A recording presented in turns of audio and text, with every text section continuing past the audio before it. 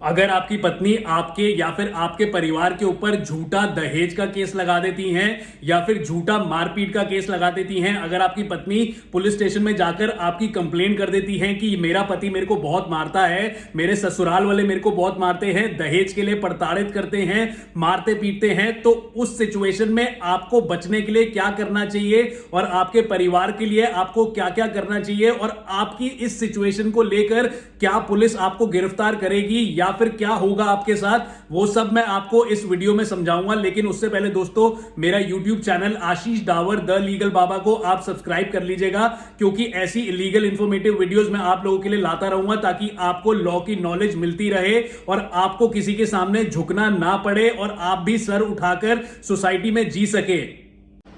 अगर तो आपकी पत्नी आपके या फिर आपके परिवार के ऊपर दहेज का झूठा केस लगा देती हैं या फिर दहेज के झूठे केस की कंप्लेंट कर देती हैं या फिर मारपीट की झूठी कंप्लेंट कर देती हैं, तो उस सिचुएशन में आपको और आपके परिवार वालों को क्या करना चाहिए और आपके साथ क्या क्या हो सकता है वो मैं आपको बताता हूं। लेकिन आपको मैं दो सिचुएशन दूंगा, उस सिचुएशन के जरिए मैं आपको समझाऊंगा कि आपके साथ क्या क्या हो सकता है और आप क्या कर सकते हैं उस सिचुएशन में अगर आपके साथ ऐसा होता है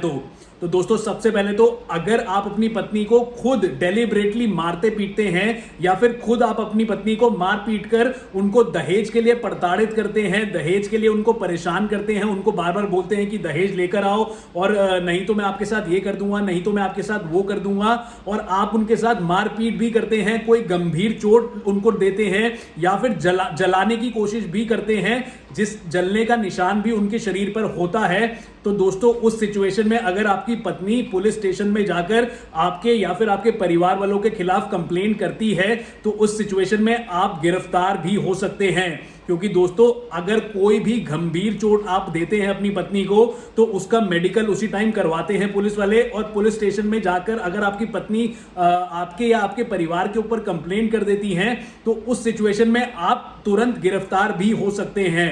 अब दोस्तों, दूसरी सिचुएशन ये हो सकती है कि अगर या तो आपके साथ ऐसा हुआ है कि आपने अपनी पत्नी को नहीं मारा, ना ही उनको दहेज के लिए परेशान किया है, ना ही आपने उनको कोई भी गंभीर चोट पहुंचाई है, ना आपने उनको जलाया है, ना आपने उनको कोई ऐसे निशान दिए हैं जो कि वो ले जाकर पुलिस स्टेशन में दिखा सके, उनका मेडिकल करवा सके, या फिर ना ही आपने कोई उनकी हड्डी तोड़ी है, ना ही आपने दहेज के लिए मारपीट करी है, तो उस सिचुएशन में अगर आपकी पत्नी पुलिस स्टेशन जाती है आपके और आपके परिवार के खिलाफ कंप्लेंट दर्ज करवाने, तो उस सिचुएशन में पुलिस ऑफिसर आपको तुरंत गिरफ्तार नहीं कर सकते। दोस्तों, आपको बिल्कुल घबराने की जरूरत नहीं है। अगर आपकी पत्नी ऐसी सिचुएशन में ऐसी झूठी कंप्लेंट पुलिस स्टेशन में करती है तो आपको बिल्कुल डरने की जरूरत नहीं है, ना ही आप उस चीज से घबराएं। आपको अगर पुलिस स्टेशन बुलाया जाता है या फिर वुमेन सेल में बुलाया जाता है, महिला आयोग में बुलाया जाता है, तो आप तुरंत वहां पर जाइए, क्योंकि आपको अपना पक्ष रखने का मौका पूरा दिया जाएगा इस सिचुएशन में। अगर आपको ऐसा डर लगता है कि आपको तुरंत जाकर गिरफ्तार कर लिया जाएगा, अगर आपको इस चीज का भय है कि आप वहां पर पुलिस स्टेशन जाएंगे, आपके और आपके परिवार वालों को तुरंत जेल में डाल दिया जाएगा, तो दोस्तों ऐसा बिल्कुल भी नहीं है। मैं आपको एक चीज बता देता हूं, हाल ही में supreme court, honourable supreme court ने एक फैसला दिया है एक केस के अंदर। उस केस का नाम है Arnesh Kumar versus state of Bihar. उसमें सुप्रीम कोर्ट ने क्लियरली ये मेंशन किया है, उसमें सुप्रीम कोर्ट ने सीधा सीधा ये कहा है कि अगर इस आपके मैट्रिमोनियल डिस्प्यूट में अगर पुलिस को लगता है कि एक्यूज को या फिर जिसके खिलाफ कंप्लेंट हुई है, अगर पति या पत्नी के घर वालों के खिलाफ कंप्लेंट हुई है, तो उस सिचुएशन में अगर पुलिस को लगता है कि गिरफ्तारी की जरूरत नहीं है या आवश्यकता नहीं है, तो पुलिस उनको गिरफ्तार नहीं कर सकती। तो दोस्तों, आपको बिल्कुल घबराने की जरूरत नहीं है। आप वुमेन सेल में जाइए। वुमेन सेल में क्या होगा मैं आपको इसमें बता देता हूं।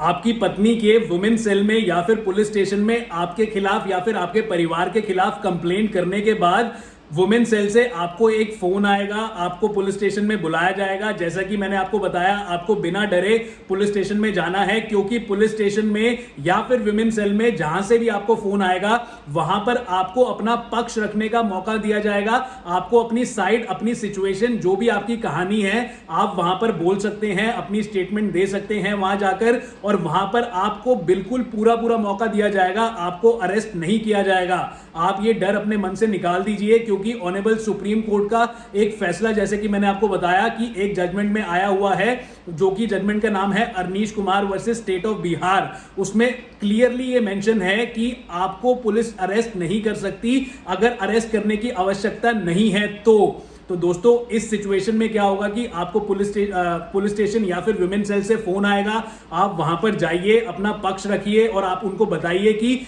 ये आपकी पत्नी आपके ऊपर झूठी कंप्लेंट क्यों कर रही है, क्या वजह है कि आपकी कोई लड़ाई हुई है उनके साथ तभी वो आपके ऊपर झूठी कंप्लेंट कर रही है, या फिर आपको आपकी पत्नी आपको आपके परिवार वालों के साथ या फिर आपके माँ बाप के साथ नहीं रहने के लिए आपको उनसे अलग करने के लिए बोलती हैं बार बार। अगर आप अलग करने के लिए आपने मना कर दिया तो जाकर उन्होंने ये झूठी कंप्लेंट कर दी है आपके और आपके परिवार के ऊपर। जो भी सिचुएशन है, जो भी सच्चाई है, आप पुलिस स्टेशन में जाकर बताइए या विमेन सेल में जाकर बताइए और उनको उसके बाद क्या होगा मैं आपको बताता हूं। वुमेन सेल वाले आपको एक आगे की डेट दे देंगे, उस डेट पर आप दोनों पार्टीज को बुलाया जाएगा, दोनों पति पत्नी आएंगे या फिर पति के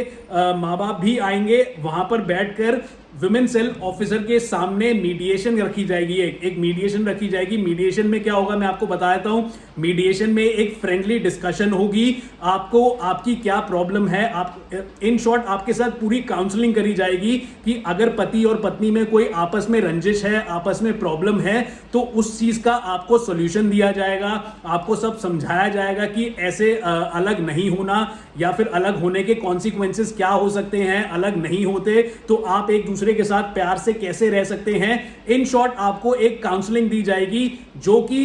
वुमेन सेल वाले देंगे या फिर पुलिस स्टेशन वाले देंगे एक मीडिएशन के जरिए। लेकिन दोस्तों अगर आपका उस काउंसलिंग में कोई फैसला नहीं निकलता, अगर आप दोनों पति पत्नी साथ में रह नहीं सकते, तो आपको यह भी बताया जाएगा कि आप सेपरेट भी हो सकते हैं, आप आपसी सहमति से एक दूसरे को तलाक भी दे सकते हैं और कुछ टर्म्स एंड कंडीशन भी रख सकते हैं। आपको आपके अधिकार भी बताए जाएंगे, वो सब चीजें आपको बताई जाएगी, पर तब जब आप एक दूसरे के साथ रहने के लिए तैयार नहीं है, आप कोई भी समझौता करने के लिए तैयार नहीं है। पर दोस्तों इन शॉर्ट अगर आपकी पत्नी आपसे समझौता नहीं करती या आपके साथ रहने के लिए तैयार नहीं होती तो आपके साथ क्या होगा वो मैं आपको बता देता हूं। अगर आपकी पत्नी आपके साथ या फिर आपके परिवार वालों के साथ समझौता नहीं करती या बिल्कुल भी रेडी नहीं होती तो आपके ऊपर एक एफआईआर हो जाएगी, आपकी फैमिली के ऊपर भी एक एफआईआर हो जाएगी। अगर आपकी पत्नी ने आपके परिवार वालों के खिलाफ भी कंप्लेंट करी है तो दोस्तों उस सिचुएशन में आपको क्या करना है मैं आपको बताता हूं। एफआईआर होने के बाद आपके घर पर या फिर आपके पास पुलिस स्टेशन से एक नोटिस आएगा, वो section 41A CrPC criminal procedure code 1973 के तहत आपको एक नोटिस दिया जाएगा कि आपको पुलिस स्टेशन आना है और अपनी स्टेटमेंट लिखकर जानी है। तो दोस्तों एफआईआर के टाइम क्या होता है कि पत्नी अपनी स्टेटमेंट दे देती है तो उस स्टेटमेंट के आधार पर एफआईआर हो जाती है। एफआईआर के बाद आपको नोटिस देकर पुलिस स्टेशन बुलाया जाता है। तो जब आप पुलिस स्टेशन आते हैं तो आपसे भी आपका पक्ष पूछा जाता है, आपसे भी आपकी राय ली जाती है कि आपके साथ क्या हुआ, कि आपको क्या लगता है कि आपकी पत्नी ये सब बोल रही है। तो इन शॉर्ट आपको अपनी स्टेटमेंट देनी होती है वहां पुलिस स्टेशन में। तो दोस्तों आपकी स्टेटमेंट होने के बाद पुलिस आपको एक डेट दे देगी कि इस डेट को कोर्ट में आना है। अगर नहीं देती खुद तो आप पुलिस स्टेशन से पूछ सकते हैं कि इस स्टेटमेंट का क्या हुआ, इसकी डेट कब लगी है कोर्ट में। तो दोस्तों कोर्ट में जाकर क्या होता है, पुलिस आप दोनों की स्टेटमेंट के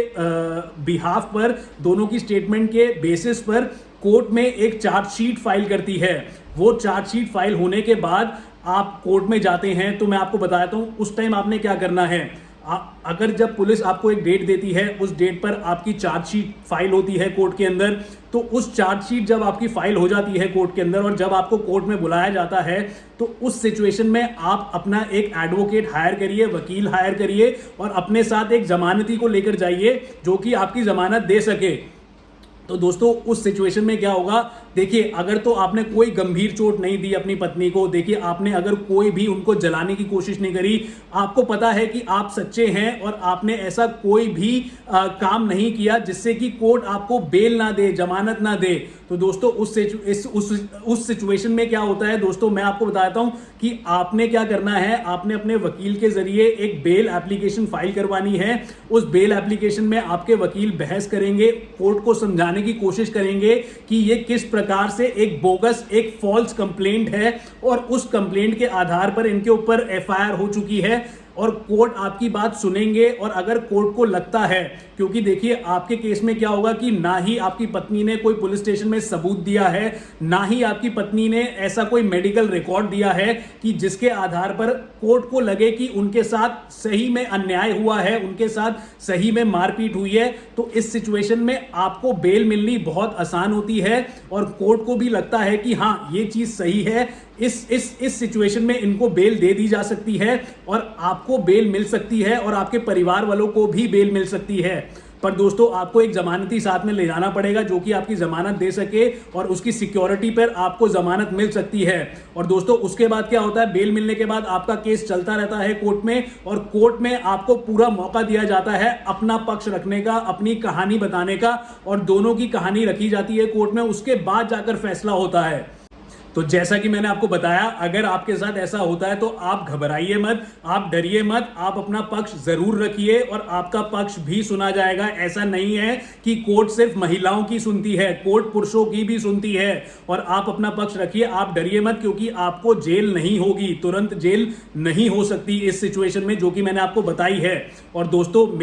मेरा YouTube channel Ashish Dawar the legal Baba को आप सब्सक्राइब कर लीजिए। वीडियो पसंद आई है तो वीडियो को लाइक करिए, जितना भी शेयर कर सकते हैं उतना शेयर करिए ताकि लोगों को भी पता लगे कि उनका अधिकार क्या है, उनका राइट क्या है। और दोस्तों अगर आपको मुझसे कोई भी क्वेश्चन पूछना है, आपको मुझसे कोई भी प्रश्न करना है तो नीचे डिस्क्रिप्शन बॉक्स में मैं अपना इंस्टाग्राम का एक लिंक दे रहा हूं, आप उस लिंक को क्लिक करिए, मेरे इंस्टाग्राम अकाउंट पर आइए, वहां पर मुझे फॉलो करिए और मुझसे डायरेक्ट मैसेज करके उसी इंस्टाग्राम पे डायरेक्ट मैसेज करिए चैट बॉक्स पे, मैं आपको जवाब जरूर दूंगा।